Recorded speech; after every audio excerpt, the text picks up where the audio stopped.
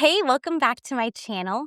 If you're new here, my name is Bree, and on this channel, I like to share my experience with budgeting as well as cover other personal finance topics. And in this video, I'm going to be doing a 6-month budget check-in. So 6 months ago, back in January, I actually put together what I call is my annual budget. And so for me, an annual budget is just a monthly budget that takes into account all of my annual expenses.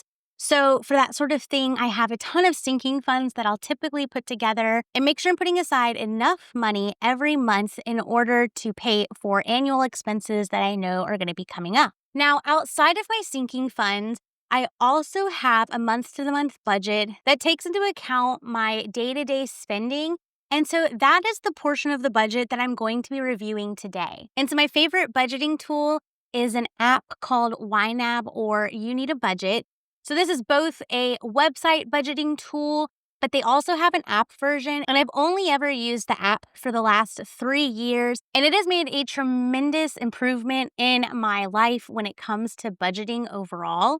And so for today, what I've done is exported all of my spending for the last 6 months from YNAB, and so I'm going to be comparing the average of what I spent over the last 6 months for each category against my budgetary number, and then also looking at the totals for the year, and then kind of deciding whether or not some changes are needed. What's fun about this is my budget is consistent month to month, so it's going to make comparing these numbers really interesting. The reason that I do a very consistent budget month to month is because I feel like it really helps when you're trying to make changes to your spending patterns to have some consistency in your budget. And then that way you can just work on the different behaviors. And so I'll go a little bit more into that as we go into the actual spending over the last 6 months. Now, if you've ever put together a budget, you may have asked yourself, how exactly do I figure out how much money a certain category should be? So when it comes to how much a category should be in a budget, I really think that it comes down to both what you have spent historically, like over the last certain period of time, but also what you feel comfortable with. And one thing I'll say too is I don't think that budgeting is just a tracking exercise. So for example, if you have a category that you consistently spend more and more money in, I don't necessarily think that you should just increase your budget amount for that category, but instead determine a number that you're comfortable with that meets your goals. And then if you're going over in that category, it usually indicates some kind of change that you may need to make in your day-to-day life. So let's go ahead and get into the spending for the last 6 months. So in this spreadsheet, this is the exported information that I got straight out of YNAB. And over here in this column, I have my month-to-month budget. And then this column is the average from the data over here. So the 6 months worth of expenses. And then I have a variance column calculated. And then in these next 2 columns, this is the total for the 6 months. So this is just adding up how much I spent over the last 6 months and what I was budgeted to spend. And then I have a variance here as well. So if we start right off at the top with my total income, I typically budget off of $5,270 per month. And on average, I received $5,338 for about a $68 difference. So in total, I've actually received $407 extra dollars over the last 6 months, which is actually kind of surprising to me. I did not realize that. So moving on to the next category, or I should say my first category in my budget is my rent. So in the budget, I have $1,799 and the average was $1,651. So I actually lived in a different apartment earlier this year for the first maybe about 4 months or so. So that's kind of what's reflected in this average number. And then I updated my budget to the $1,799 starting in the month of May. And so that has just kicked off. So that's kind of why there's a difference there. The other thing is, as you can see, my rent right now is not $1,799 for the last 2 months. I think there's a delay in some of the service fees. So for example, like water, trash, pest, I don't think I've been charged for that yet. And I think it's like a 2-month delay. So I think starting next month, I'll probably see myself spending a little bit more and that kick on. So at this time, I'm not making any changes. and I'm going to be keeping my budgeted amount at $1,799. Next is this storage category. And so before I moved, I actually had a garage, and the price that I paid for that garage was part of the rent number here. So it wasn't really broken out.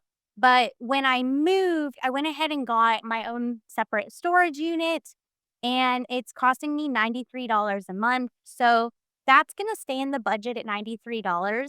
I do hope that maybe I can get a smaller unit and kind of downsize, but at this time, it's just going to stay where it's at. Next is my car loan.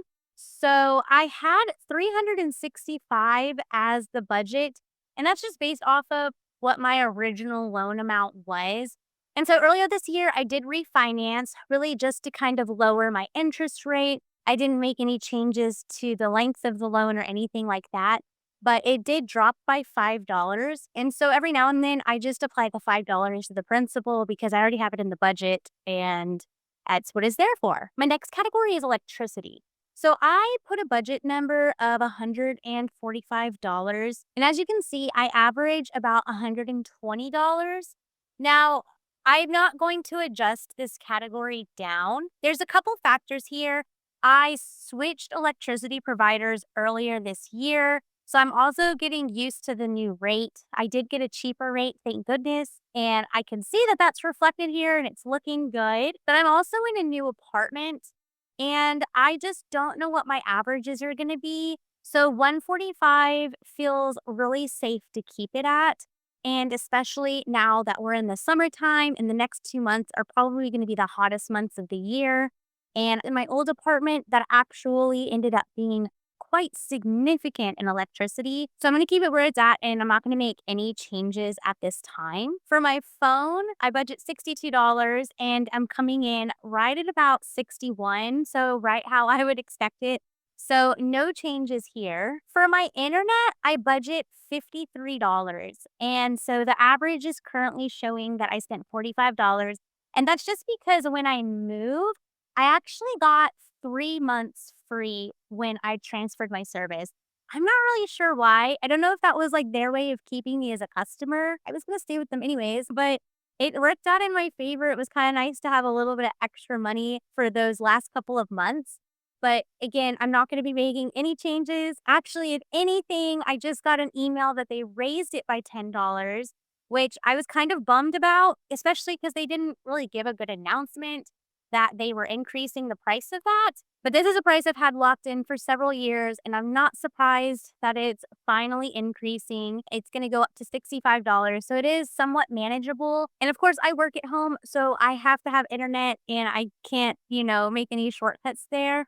So that's just going to stay the way that it is. My next category is this music category. Oh my gosh, I've had this forever. It's Apple Music and I have like the family plan. So I've got my sisters on there and they can access it.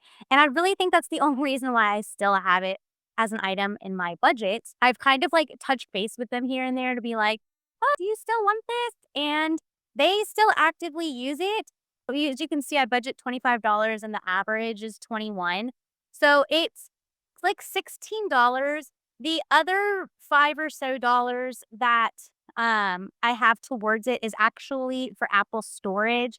So it's like I have it combined in one category. So I don't think I'll be making any changes here. Next is my student loans category. So this is the last stretch of my student loans. It definitely feels like it is haunting me. So I had made a commitment to pay off my $30,000 of student loans over 5 years. And I was committed for 4 of those years of paying off $500 a month towards them. But a few years ago, there was the student loan forgiveness that had come out, and it was kind of up in the air as to how that was going to go. And so at the time, I had about $6,000 left in student loans, and I wasn't really sure what I wanted to do with that. So I kind of put a pause on that goal of paying them off in that last year. And of course, when, things panned out the way that they did, unfortunately, that $500 had kind of been allocated to some other categories, both between like my rent and getting a car. And so I just no longer have the $500 that I used to have to go towards that. So I do currently have a debt payoff plan kind of tied to my car. So both my car and my student loans would be paid off in the next 4 years. I'm also looking at reallocating some of my savings and maybe pay it off in the next 2 years. So I'm looking at a couple of different options because, of course, I just want this off my plate as soon as I can. But for now, it is in the budget for $50 a month. This next category is for Adobe. So this was a subscription service that I had for way too long, and I finally got rid of it in April. So I'm glad to see that we've had $0 months the last 3 months for that. The next category is my daughter's gymnastics class. It's $106 a month, so no changes in that at this time. Next is my groceries category. So I budget $600 a month. So years ago, I used to budget about $500 a month for groceries. And it wasn't until maybe 1 or 2 years ago that I finally came to accept that I really needed to bump it up to about 600. But I really didn't want to go any higher. And the reason for that is because I break down my monthly amount by weekly spending. So what I do, for example, is every Sunday I will release a certain amount of money from my grocery budget to do my grocery shopping. And I use Sundays as like the day to release the funds. So, for example, months where there's 4 Sundays in the month, I have about $150 that I can spend per week. And then months where I have 5 Sundays, then I have $120 a month to spend. And when I look at it from that perspective, I really feel like there's no reason I can't get my grocery shopping done within about $120 to $150 budget. And so that's why I really don't want to increase this category. But as you can see, I have been struggling over the last couple months. My average is $657. And then some months have been really tough. So, for example, back in June, I spent almost $200 over. So that was a tough one to kind of recover from and move some money around to make that work for the month. But it's a really good example of the behavior change that I need to make for myself because I know that I can stick to that $150 a week when I do weekly meal planning, and I just stick to going to the grocery store once a week to pick up the supplies that I need for that weekly meal plan. And so that's why for this category, I'm still not going to increase it at this time because I really want to get back to doing what the plan is for it. And just to add, I know that I've been going over because I've kind of been breaking that rule and I've been popping into the grocery store in person here and there throughout the week. And it just destroys my budget when I do that. I feel like I can't walk out of the store without spending at least $50. And then what also doesn't help is my new apartment is next to the more expensive store option. So popping in there is like game over for me. But I know that if I can just stick to my rule of weekly meal planning and doing a once a week grocery pickup, I can hit this number. So I'm keeping it at 600 at this time. Next is my gas category. So I currently budget $100 a month and I've been averaging 84. So that looks pretty good to me. I really don't want to go any lower than $100 when it comes to budgeting for gas. This already is kind of like the bare minimum. When I put together my annual budget earlier this year, it was actually at $140. But because of the move and things that happened, I had to kind of squeeze the budget for some money. So I brought that category down to $100. And so I won't be making any further adjustments at this time. The next category is this toll road category. So when I did my annual budget, I actually had this at $20 a month. This was another category that I had to make some changes to. How it kind of works is I have like a running balance, I guess, for the toll roads that they pull from. And so when it hits $5, they auto draft $20 to refill my account. I'm actually really pleased to see that I haven't had to use it too much. So I'm glad to see that that hasn't been a tough category for me. My go forward plan for that when I took it out of my budget was just that if I ever had to replenish that amount online, it would just come out of my free spending slash fun money account. But it looks like I haven't been using it lately, so that works. Next is my home goods category. So I typically budget about $40 a month, and this covers toilet paper, paper towels, any kind of cleaning supplies for the house, any kind of shower supplies, things like that. Now, the average is 46, which looks good. So it averages out a pretty close to what my budget amount is. But you can see that some months I've gone as high as $60. So I think at this time I'm going to keep it at the $40, but I do want to get a better idea of what I was buying those months and kind of see, like, do I need to increase it? When I first put this number together, it just was a very rough estimate. Poor family. Whenever it's like, we're like running low on something like paper towels or trash bags. I mean, and it's like the last week, I'm just like, we got to make it work. Like, the budget was 40, we've already spent it. We got to wait till next month. So I am trying my best to stick to that, but I may have to revisit that at some point and see if that's going to work. The next category is my health category. So I budget $90 for this. About $40 of it is for a work benefit that, for whatever reason, doesn't come out of my paycheck. It has to be paid separately. So that is what is being budgeted here. And then the other portion is just for a couple like therapy sessions throughout the month. The average is 103, and that is just because there are just a couple of things that popped up in the last couple of months and went into that category. And so at this time, though, I don't anticipate needing to increase that category going forward. So I'm actually going to keep it at the $90. Next is this stuff I forgot to budget for category. So as you can imagine, I have nothing budgeted towards that. And so this category is really meant to capture any kind of spending that I do during the month that wasn't planned for. And then the goal is to go back and review it and decide, do I need to make changes to my budget to accommodate it in the future? So, for example, last year I participated in some Black Friday shopping. And so that was something that ended up in my stuff that I forgot to budget for category because I didn't really save for that kind of thing. And so when I put together my annual budget this year, I went ahead and made sure that I was putting some money aside towards a sinking fund for that kind of thing. So that's kind of how this category works, is it's both kind of tracking what is happening that's outside of your budget and whether or not you need to make changes. So the average is 482, and you can see that there's some lower months and then some pretty significant months. But at the beginning of this year, I had to attend a funeral and it was out of state and it was, of course, unexpected. So plane tickets weren't exactly like at their best rates or anything. So, and that was something that was really important to me. So I did pull from my emergency fund in order to go ahead and do that. In April, I just had some random stuff that came up. I was prepping for graduation. So I know one of the things that I bought in here was my cap and gown, which, looking back, it was insanely expensive for what you get. But it was definitely expensive. I also don't regret, because, of course, I was so excited to graduate and I was really excited to be walking the stage. Aside from that, I also bought some dresses from Stitch Fix to try on. And that's one thing that this category doesn't show, is I actually did make some returns, but because it was in the next month that I got that money back, I just applied it directly to my credit card versus the category. So it doesn't really reflect here. Same with May. May was the month that I actually graduated. So I spent quite a bit on graduation festivities.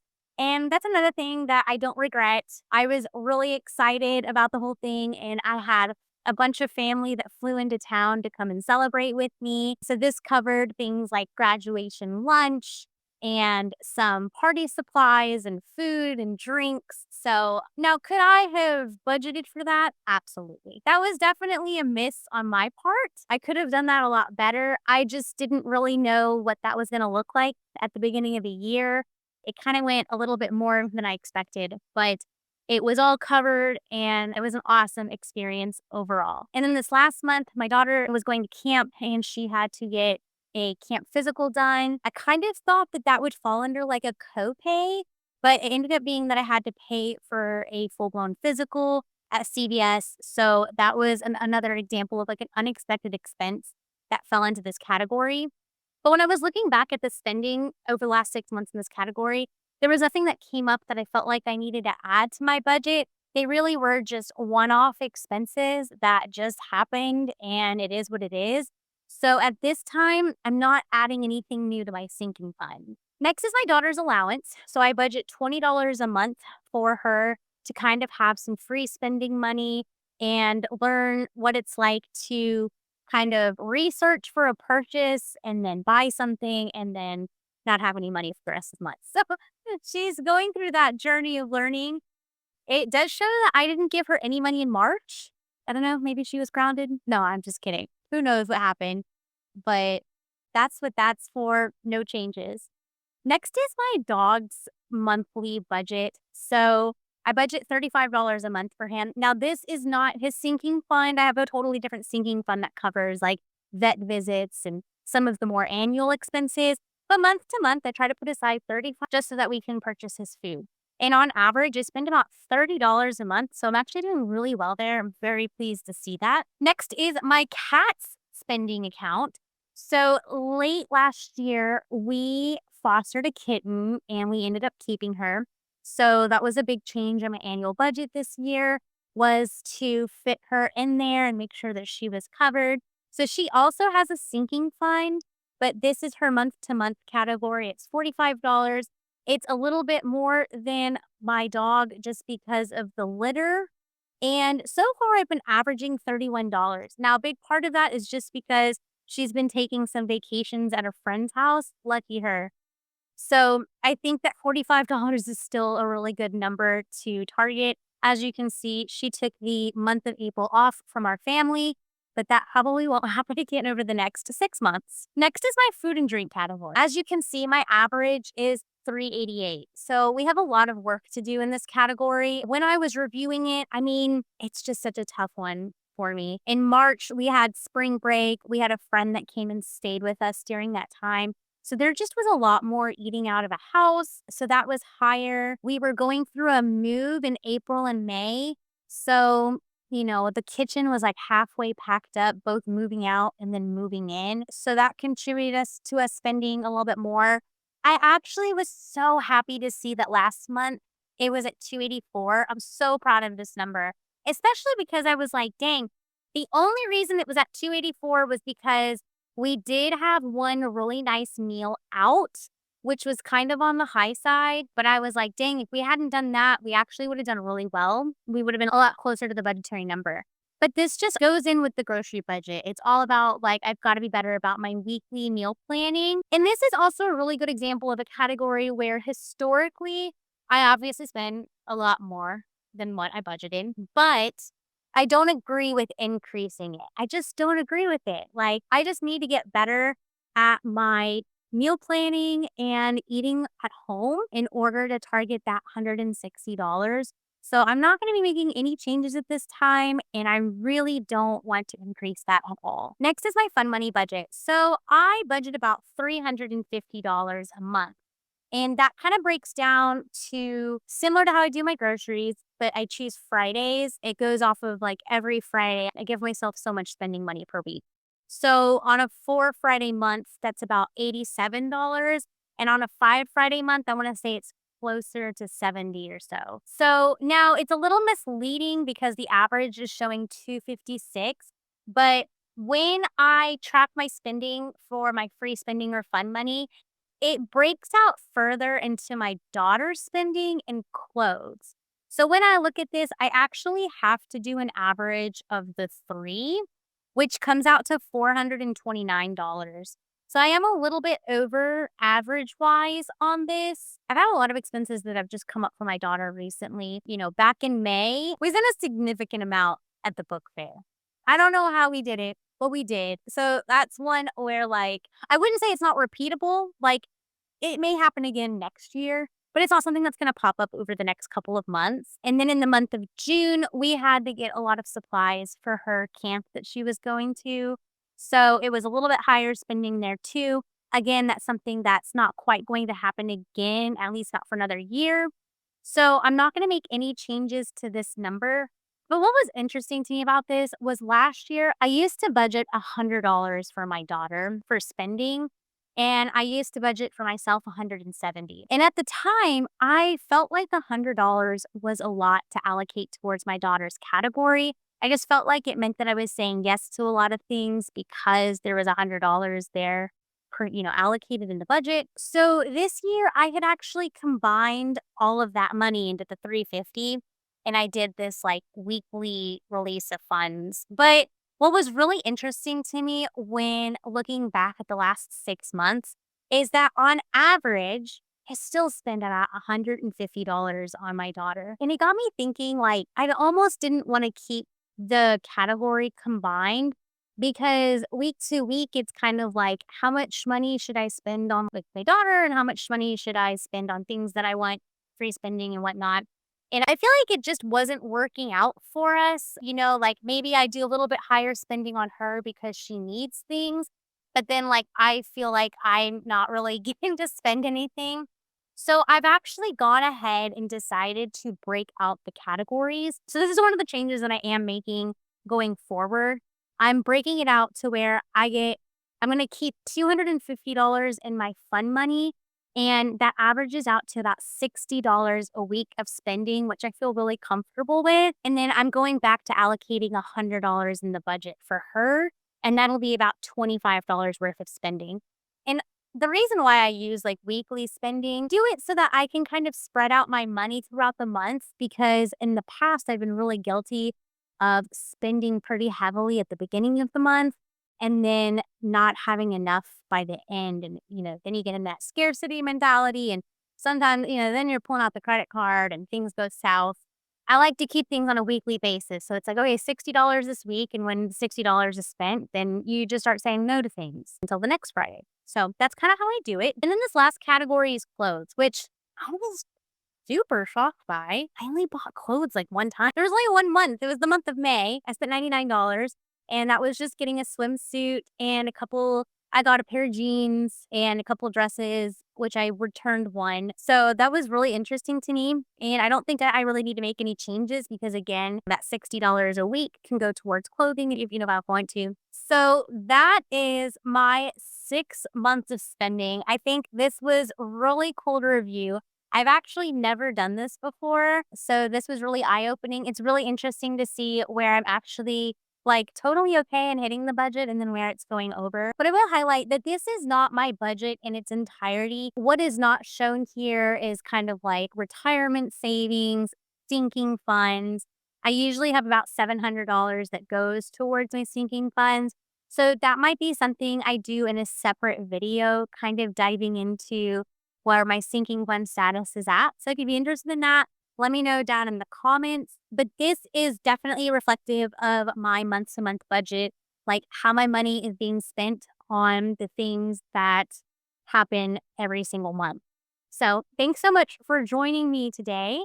And if you found value in this video, please consider liking. And then if you'd like to see more content like this in the future, please consider subscribing. Thanks so much.